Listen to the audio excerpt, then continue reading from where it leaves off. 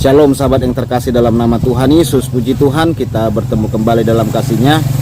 Ternyata kematian Ustadz Agustan telah dipersiapkan oleh dirinya sendiri. Dia berkata siap menyusul Koh Stephen Indrayubowo untuk dikuburkan di samping Stephen Indrayubowo. Bahkan dia katakan dia mengetahui tentang dirinya, bagaimana keadaannya dan kesehatannya.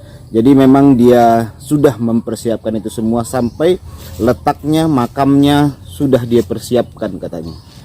Ini videonya. Mulai cari-cari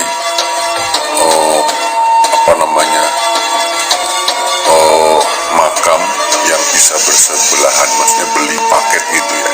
Ya pengennya sih sebelah sama mama dan saya. Kalau di kota kayaknya sudah berat ya. Kemarin saya coba-coba cari di ya rada jauh ya, nggak apa-apa, kemungkinan di Cikalong ya. Sahabat saya hubungi, kok Agus ini terlalu dini katanya. Ya nggak apa-apa, kita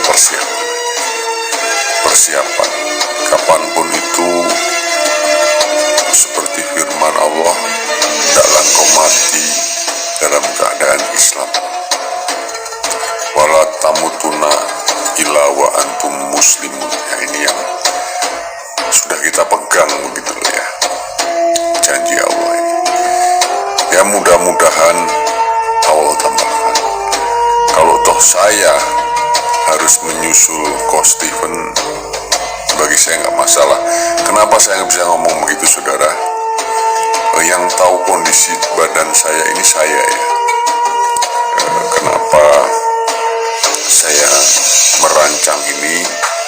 Supaya tidak ada ketakutan sedikit pun, supaya tidak ada kekhawatiran sedikit pun atas maut, atas kematian itu, saudara.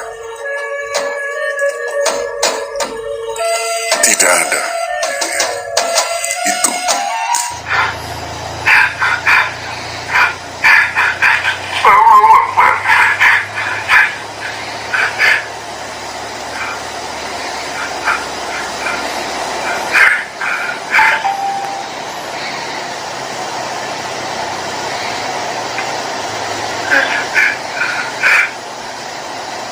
Ya sahabat yang terkasih, kita sudah mendengar apa yang dia katakan.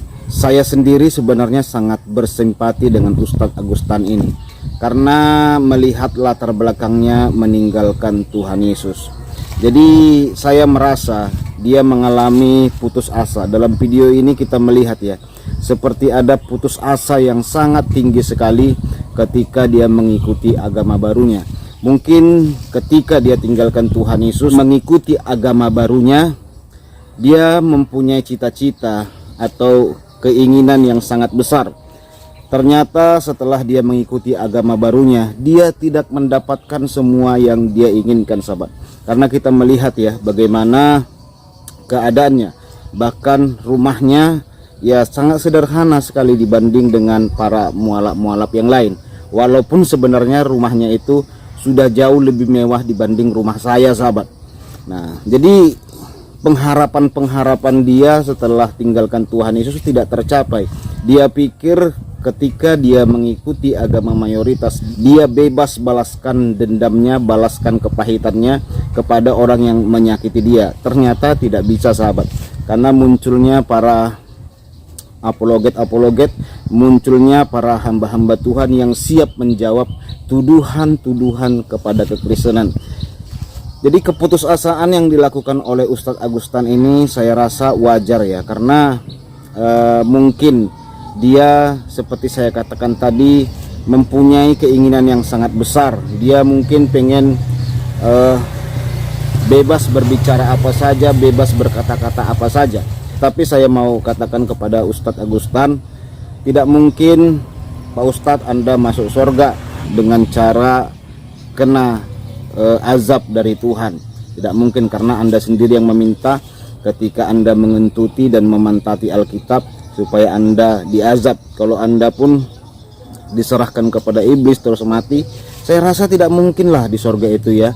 Nanti ditanya gitu, kenapa kamu masuk surga? sehabis kentutin dan pantatin Alkitab, lalu Tuhan menyerahkan saya ke iblis, lalu iblis menghabisi nyawa saya. Saya rasa orang yang seperti itu tidak akan masuk surga, sahabat. Dan tidak mungkin orang masuk surga dengan banyak meninggalkan kebohongan. Ya, sebutlah seperti almarhum Ustadz Stephen Henry Wibowo.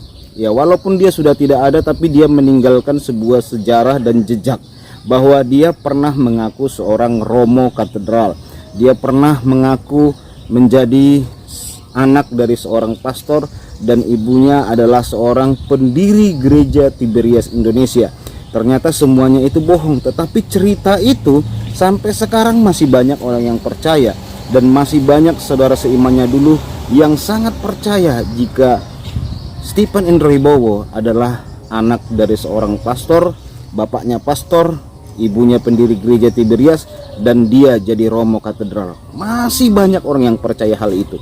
Nah, saudara yang terkasih, dengan cara seperti itu kan tidak mungkin orang ke surga. Jujur saja, masa ke surga nanti ditanyain, kenapa kamu masuk surga? Karena saya sudah membela agama dengan meninggalkan kebohongan-kebohongan. Semua itu saya lakukan demi agama. Kan tidak mungkin Tuhan yang benar setuju dengan hal yang seperti itu, sahabat. Nah, yang dilakukan oleh Ustadz Agustan ini menurut saya sebuah keputusasaan, ya, sebuah kekonyolan. Dia pikir suatu saat pun dia pikir setelah dia kentutin dan pantatin Alkitab, orang Kristen akan ngamuk, akan geruduk dia, atau mungkin jadi dia di penjara, dia stres, dan dia dicabut nyawanya, begitu ya. Dia mengharapkan seperti itu dalam keputusasaannya. Sebenarnya kita kasihan, ya. Makanya saya cukup terbeban melihat beliau. Banyak keinginan cita-citanya yang tidak tercapai. Makanya saya katakan, sahabat, kalau saudara lagi mengalami kekecewaan, lagi mengalami kebingungan di dalam pelayanan, jangan pernah tinggalkan Yesus. Lebih baik saudara berdiam diri dahulu, tenang dahulu, ambil puasa, ambil doa. Atau silahkan saja saudara cari tempat dan suasana yang baru untuk menenangkan hati saudara.